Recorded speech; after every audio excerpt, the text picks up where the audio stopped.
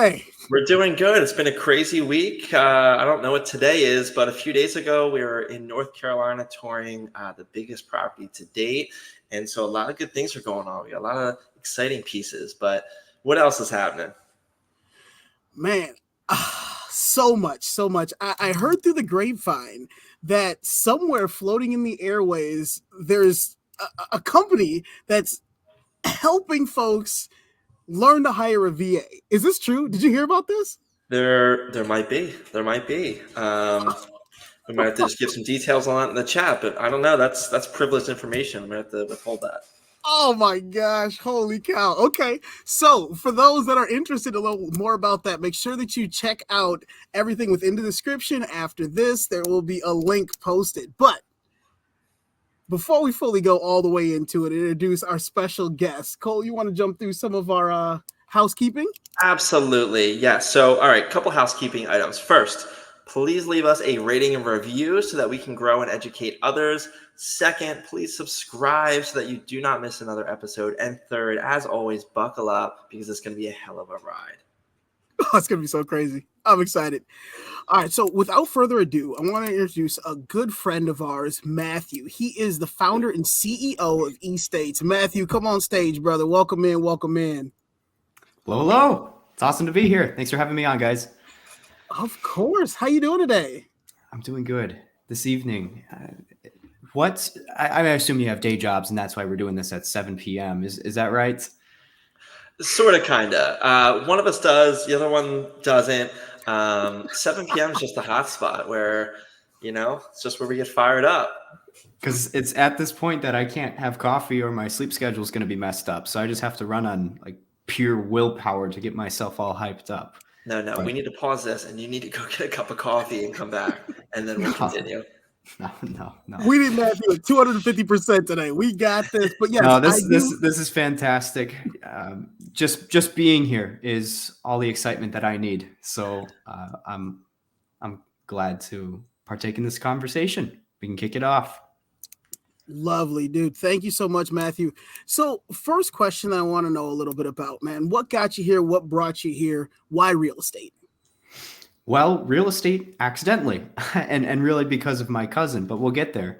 I've always liked building things. I've experimented with all different types of hobbies, computer programming, trying to build servers and apps. Eventually, I try to be a YouTuber and create contents that way.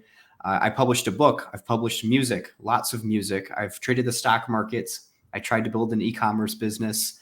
And eventually I just made a really terrible stock market trade that took me out. And that's when I sat down with my cousin who had been investing in commercial real estate at that time for probably 6 years. And he said, if you want to be in a market that actually builds your wealth, you should not be in the stock market, trying to buy stock options for Tesla. And learn about real estate. And so he and I sat down one evening in a building that he had actually, he was part of the syndication. And so a lot of his capital made that building and the business within it possible.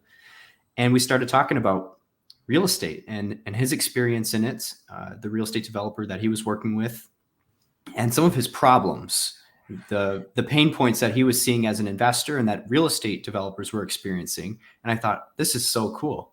I had never really thought about real estate at that time, but once you open your eyes to it and you realize everything on the face of the earth is real estate, literally, you start seeing dollar signs everywhere. It's like, oh, this commercial property, this can be built and it can be bought. People are actually doing these transactions, and you don't realize that. Like, an apartment building is just where people live until you realize, oh, someone bought or built it.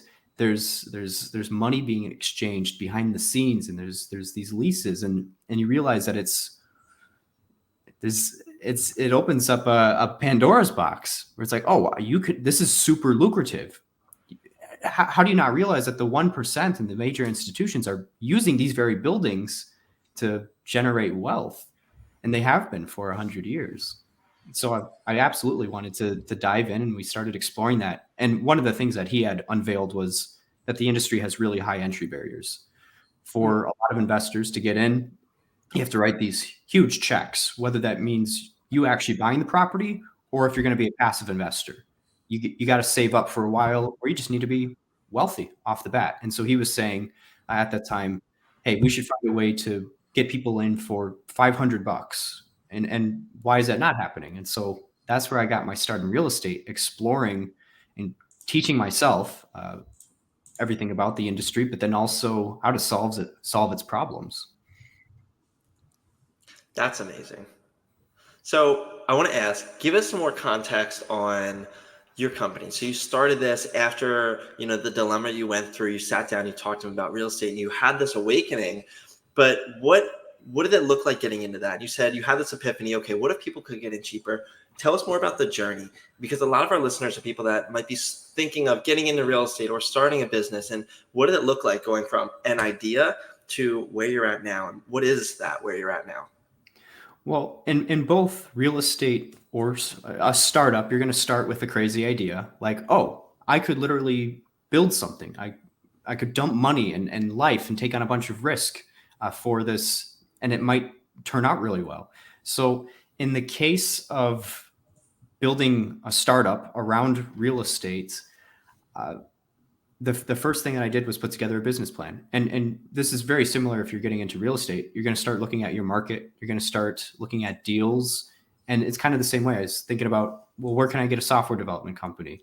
How do we actually go about this compliantly? What's the regulation around this? Who can or cannot invest in real estate at this time, and what's stopping them? And then we dove into customer discovery and just started talking to real estate developers. And whether you're an investor or you're trying to build a company, you should go talk to people in the industry, and you should do that for like a year or two and just absorb as much knowledge as possible.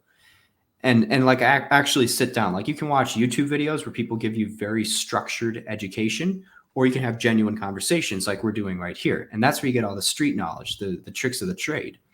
And so knowing that I wanted to start a business for these real estate developers, and we had to understand what their problems were, but then also the woes of the investors, we just went out, started talking to people. And not only was this great from an educational standpoint where I get to learn, but then I get to apply that learning and build something.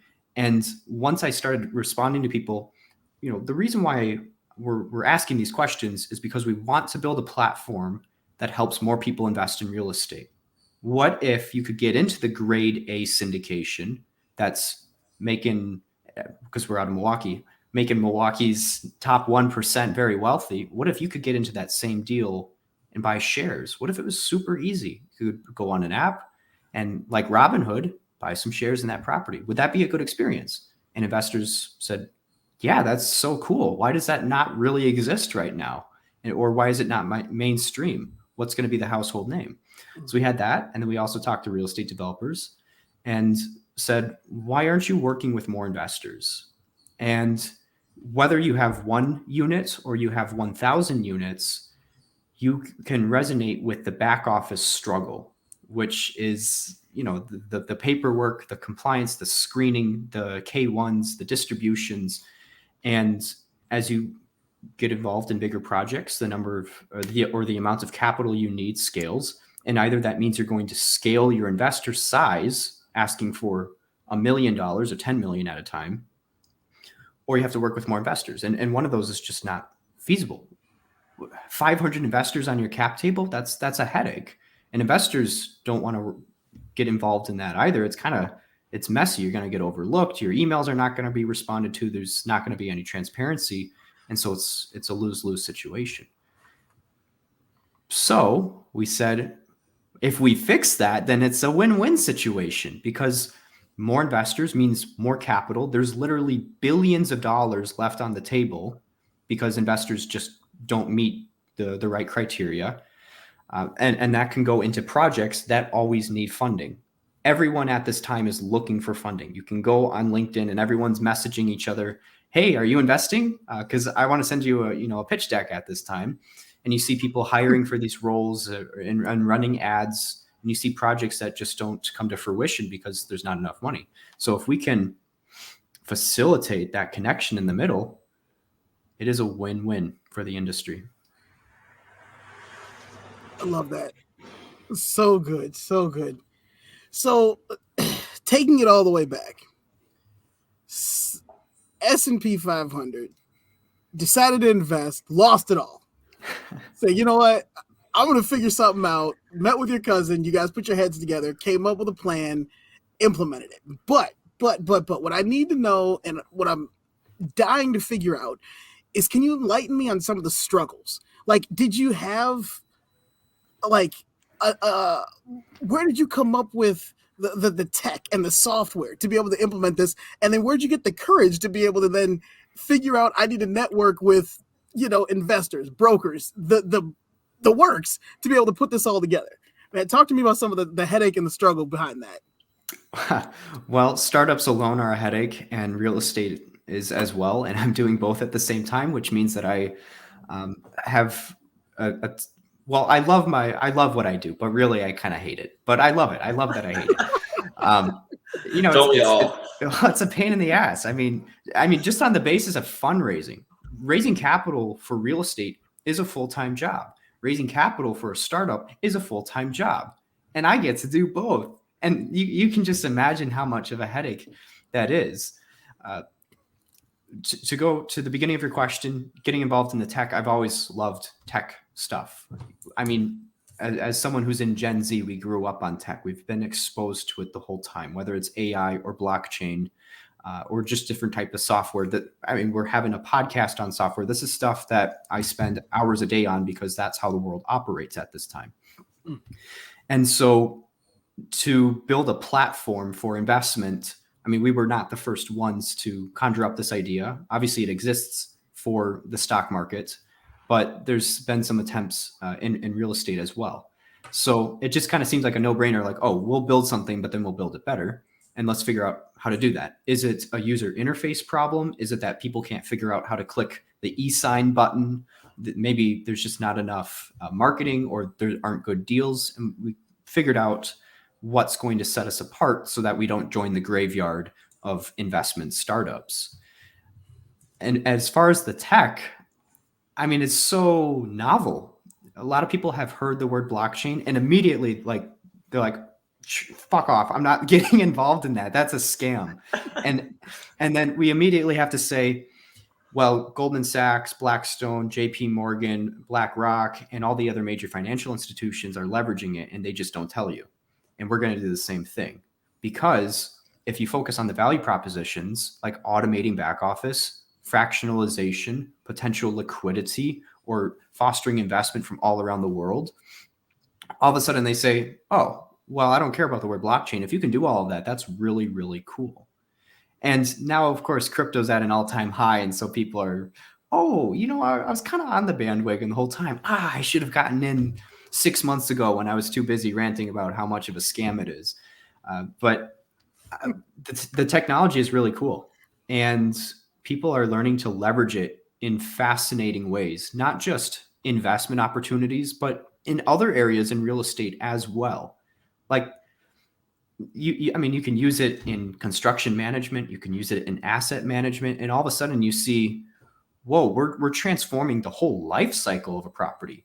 And that's super powerful for investors, for brokers, for policymakers, for the sponsors, because you have transparency, you can move data around, you can start using AI to figure out, if I have this HVAC system, when does it need to be repaired? How many years out? Or because one thing that we didn't realize setting out, but was a stark discovery, was that when a building is first built, there's all this architectural and engineering data, which is necessary for a building to go up, and then it gets dumped. And that screws over the next 3 decades of people who are buying that property and don't know anything about the inner workings. And you've got problems with electrical, you've got problems with the piping. If we could pass on that information for years and it was actually accessible and up to date, and we could start seeing, oh, this property, and even from a due diligence perspective, this is super important, because oftentimes we'll look at properties and we'll think, hey, nothing could go wrong. We're going to be breaking even. And then you have a problem with the roof because it turns out it was not replaced when the real estate developer said so, or the last owner. Or the windows are not energy efficient at all. And so you have little actual dollar signs seeping out between the crevices. All these things would be so nice to know. So the technology, already I've digressed. It's probably the most fascinating part, but it's going to make our lives so much easier as investors, as owners and operators, or as service providers. If you're a contractor, it helps you do your job better and you can relay that information. So this is going to be, what the next generation of commercial real estate looks like is going to be really, really exciting. So, obviously I have a passion for tech. So I took that and we realized there's so many applications for it. We have to find them all and we can build a business around it and put it out there. And people, they hear about this and they just get so excited. You've got smart cities, you've got the futurists, and people are lining up to leverage every possible product we could roll out. I love that. And it's interesting because, like, especially as you scale like the bigger properties, whether it's a bigger multifamily or just a bigger size property or development, whatever it may be, it's interesting to see how much more important the tech becomes. Because as the problems get bigger, it just becomes so much more important. And all those little dollar signs that might not be a problem on a 1 or 2 unit are a huge problem on a huge property. And it's just interesting seeing how all that stuff gets more and more important. So we're excited to see where this tech goes. Anything from just the AI nowadays to where it's going to head in a couple of years is going to be amazing. So super excited to see that and see where you guys take it. There's another question. Well, some I'll dial back to, but I want to jump into something that I'm just too antsy to ask you about is the culture. And we were talking off script beforehand about how the real estate culture is changing. And your opinion on this is just very cool. And I think it's different, something that you brought up that people don't talk about. And so tell us more about that and just what you're seeing. So there's two things happening here. There's three things. There's democratization of the industry. More people are getting involved. More people want equity in the buildings around them. They want to be able to generate wealth. We can't continue to disapparate the middle class. Commercial real estate or real estate in general has been a 1%er game for a very long time. People have owned real estate and profited off of it. And how do they generate that profit? It's the people who are building the businesses in the middle class or renting, right? So eventually there's just becomes this gap in the wealth that's unstable. And you could look at it from an ethics standpoint. You can look at it from a business standpoint. The economy does not work so well when people don't have spending power because half of their check is going to just rent. So it's good to democratize access to investments and encourage more people to build wealth. And there's a financial incentive, and that's when people have a stake in something. Maybe they own shares in the building beneath them, or they have equity in it. They're going to take better care of it.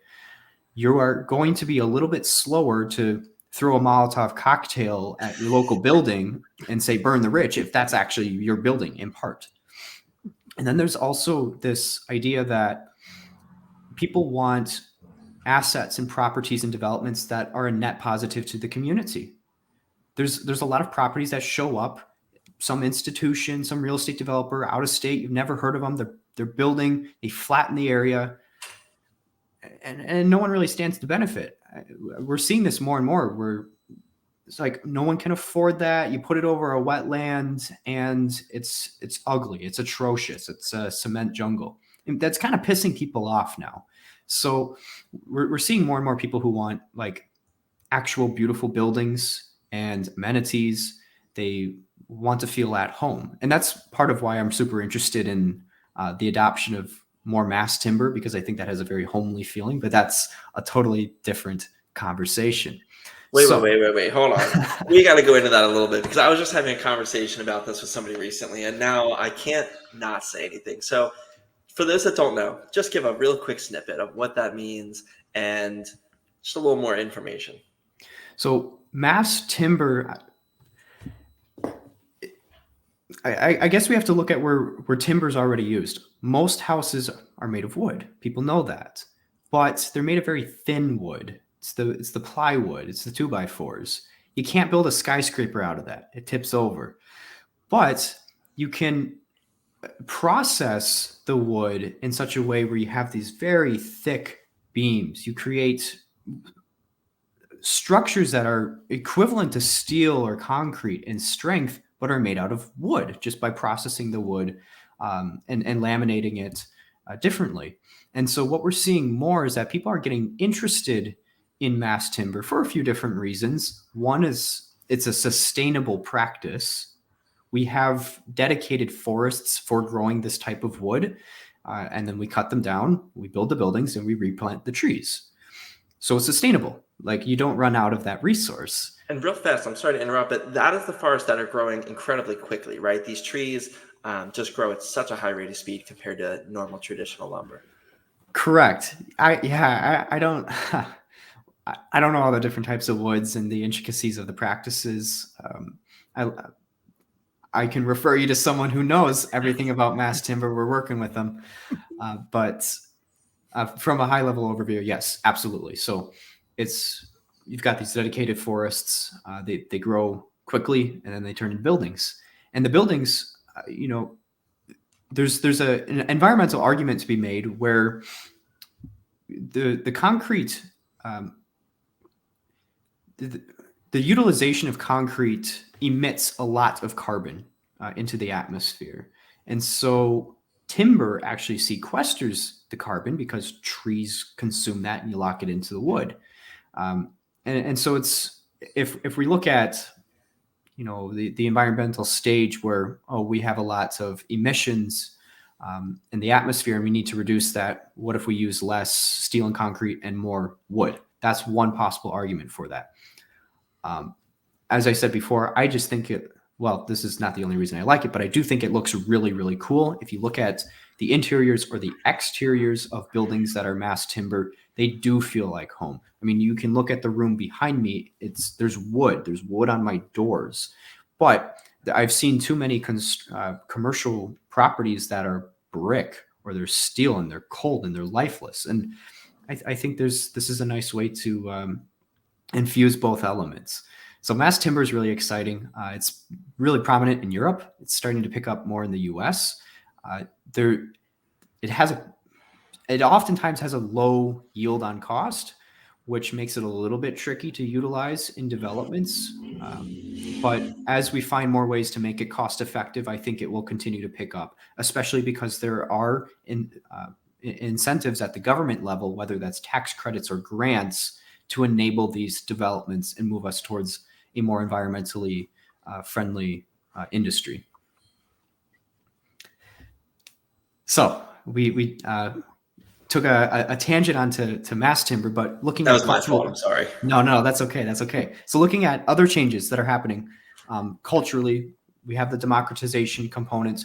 We have a demographic change. There's $17 trillion that's going to be passed down from the silent and the baby boomer generations to Gen X, millennials, and Gen Z over the next, well, it depends on how long their lifespans are, but we'll say decade.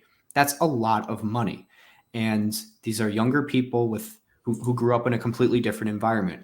The baby boomers of the 60s, 70s, and 80s look at the world differently than folks do nowadays. And so different priorities, different development styles, different investment strategies. That's going to change how people get involved in real estate. And it also means that there's a lot of money that is going to be moving around. And that means capital for the taking, whether you are an investor or a real estate developer, there's going to be money moving, especially as we work to make markets more liquid. The money is going to be out there, and it's going to be phenomenal to see these things in movement. Third, and this is sort of an extension of democratization, there's a socioeconomic change in who has access. I mean, this was once a very exclusive industry. You had to know the right people, you had to have money, and you had to come from the right places. But now it's sort of equal opportunity, where whether you're investing or you're trying to build a building, there's more chances for you to get involved. And even with the expanse of the internet, the fact that we can find people on LinkedIn and do deals with them, invest with them, build businesses, that's never been seen before. And you don't have to show up at someone's office or be invited to their mansion or bump into them in the central business district. It's really an unprecedented cultural change in that way.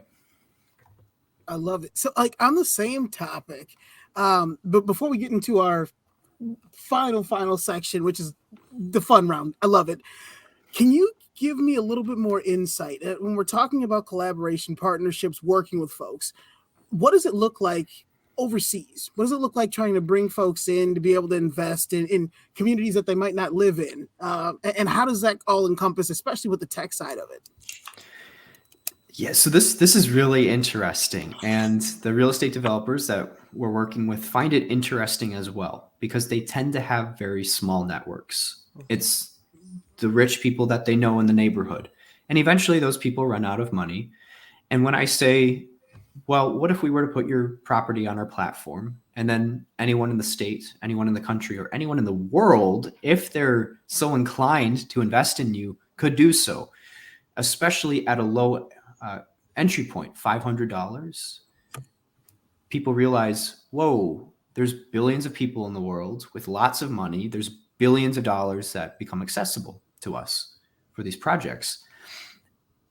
I think that's extraordinarily fascinating. If you can tell a good story and set yourself apart and attract international attention, that's very unique and it's very powerful. And because different investors also have different preferences. So, for example, we do see more European investors who are interested in the mass timber projects that are happening in the US. And so that's one way to access a different class of investors. They have different risk tolerances. Additionally, when it comes to like tokenization, this is sort of a foreign concept in the US because we have a bad relationship with the word blockchain. But globally, Web3 is highly adopted. There are tens of millions and there will be hundreds of millions of people on this technology. And so if you can say that you've tokenized real estate, you have the whole world at your fingertips for raising capital. And I think that's really cool. And when we look at secondary markets, well, to have proper supply and demand and equilibrium, you need as many people trying to trade as possible. And so you can't just have 5 people in Wisconsin.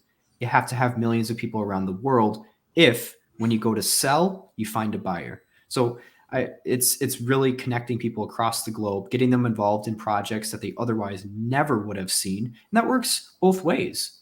If we can take US investors and show them high quality, opportunistic properties around the world, there's lots of benefit there. Whether it's, I think this project is beautiful. I think it's valuable. It's a good return. It's in an emerging economy. Lots of potential there. So we're excited for the internationality and cross-jurisdictional investments that are going to be happening more and more over the next few years. Love that. And there's so many questions I would love to dive into there, but we'll have to wait for a whole nother episode on international investing and all the intricacies there.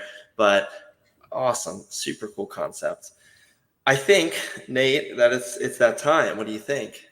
Is it that time? Something's oh, we got something from Matthew today. Something's stewing. All right.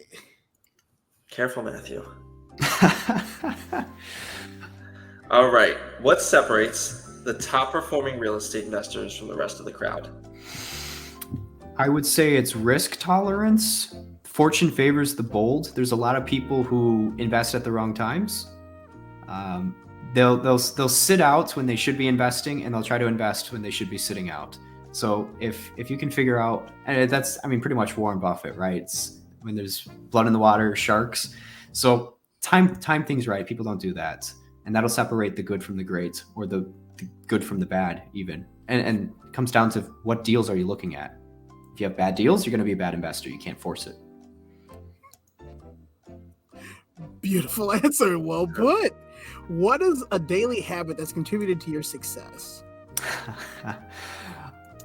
uh, that's a good one, and it's right in front of me, and I should have come up with something. I would say though, I work out a lot, and it keeps me sane. I was talking about how crazy I go with all the freaking fundraising I'm trying to do, and when I can think about like, I mean, it's great to clear my head when you're under the bar, because you can't be thinking about shareholders. You know, when you've got a bar on you, you die.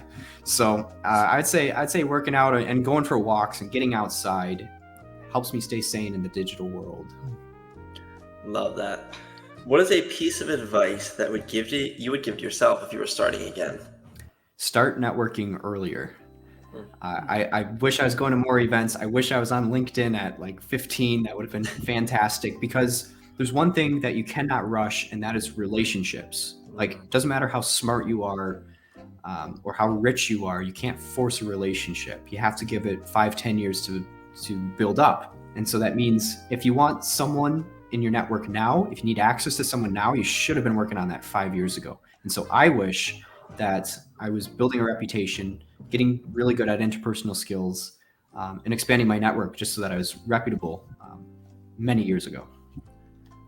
That is so good. And just anybody that's listened to that, just rewind and listen to that again. So good. Took the words out of my mouth. Golden nugget, again, just dropped. Rewind, pause, write it down, put it on your wall, make sure that you reread that. What is your favorite real estate or business book? Well, I don't read too many books. I have read Think and Grow Rich, and then I did the rest of my listening to books on audiobooks. I love to plug into podcasts and audiobooks. In terms of business, I would definitely refer people to Alex Hormozy and his work.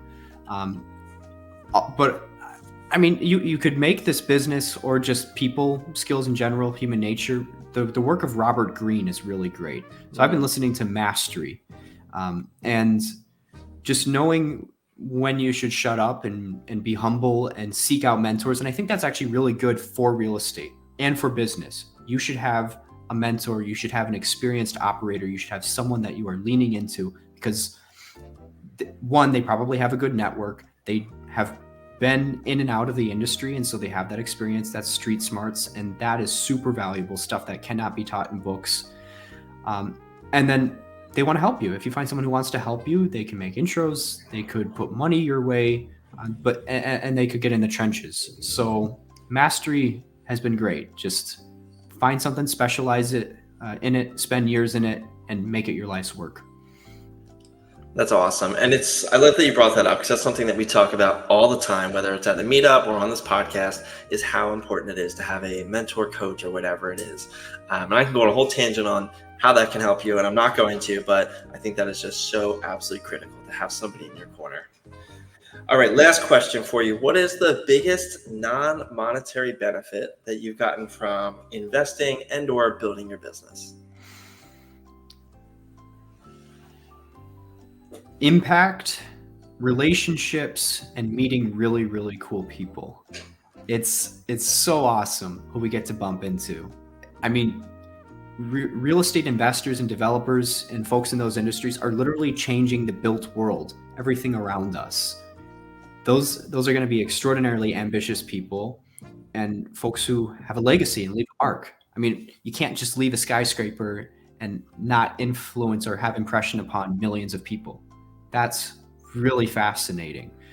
And so being able to learn or meet those folks, learn about their stories, and learn what drives them and become inspired by that, and then also reciprocate that when we have accomplishments and people say, I saw what you did and I was motivated by that. I mean, that's impact. And until you have that moment, you can't really say, oh, success to me is impact. But then once someone comes to you and says, you inspired me, like I decided to go out and start a business or start investing, and it's like, wow, I changed this person's life. I think that is fascinating. And I just like people in general too. So building up relationships, getting to know folks, hang out with them, do business or have a beer. It's awesome. I love that. I love it. Matthew, you made it through our POV point of view round. Amazing job. That wasn't too scary, was it? No, it was not. No, it was not. It was fun. It was fun. I like it when the pressure is on and I have to fire off answers. And it's good for me, someone who likes to spend 10 minutes on a point. So it's good training. Well, you're not off the hot seat just yet. I'm going to put you right back up there with a spotlight on you. And this has been an amazing podcast, a wonderful episode. Love having you on. We're, of course, going to bring you back. But before you go off of this episode, can you please give a piece of advice to those that are maybe still sitting on the porch, too scared to take a step off, hesitant about making an investment, not really understanding which direction to turn to go to first? Shed some light. Speak to them.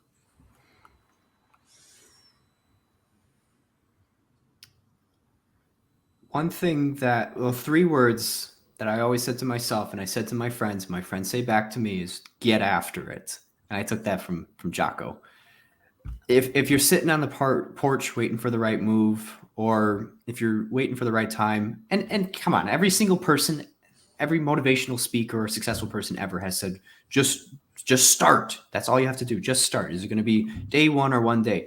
So I know I'm not original in saying that, but I would take it one step further and not just start, but be consistent and continue and never give up. Because I always think whether I'm tired or if I don't know how I'm going to get over an obstacle, just get after it. Like start pursuing. It's better to take action than just kind of sit on inaction. Again, fortune favors the bold. There's been so many times where I've hesitated before reaching out to someone, and then I think, screw it. I don't care. I'm going to send them a message. I'm going to send a bunch of follow-ups if I have to. Like, I want to be extremely successful, and that means that I need to keep the pressure on. And if you look at historical figures too, the people that we talk about for 300 years, Napoleon or Steve Jobs, or Caesar or Alexander the Great, one thing that they always did is that they were always up to something. They were always after it. They always kept the pressure on. You don't just win a battle and then kick back and think, well, what am I going to do next? Like, you got to pursue and use momentum. And if you don't have momentum, then you just start your own momentum, right? There's a saying, if there's no wind, row. Like, just get yourself started. Love it. I absolutely love that. There's just so many things that we talked about here between the tech and where that's going, your story of just where you came from and where you're planning to take this tech and how to revolutionize things, to the culture of real estate investing, just how that's changed and is going to continue to change. And then finally, just touching on the world or the globalization of investing. And it's going to be really interesting to see how things turn out. But thank you for being here and just taking the time to be with us tonight and talk about this stuff. So we're definitely going to have to chat more and see where you're at, in the near future and talk more. But until then, we really appreciate it. So thank you. Well, thank you for having me. This has been 10 times more fun than I was expecting late at night. And you guys are a blast to be with. Appreciate it. Wait, I forgot one last question. Where can people find you? LinkedIn is the best place to go. That's like my new favorite social media. It's the one social media that you can like scroll and you don't feel bad about it because it's, I'm being professional. This is a business thing. So definitely Matthew Schneider on LinkedIn. You could also check out our platform, estates.com, and that's spelled e-states.com. And reach out. You'll see our contact information there. I love having calls with people. So however you want to get started, strike up a conversation, get after it. You just start with me. I love it. Couldn't have said it any better myself. So for everybody that is listening through the podcast side, get home safe. Thank you so much for tuning in to get another amazing episode of Views. If you're watching on YouTube, thank you all so much for tuning in. We greatly appreciate it. And we will catch you all in the next one. Have a good night, everybody.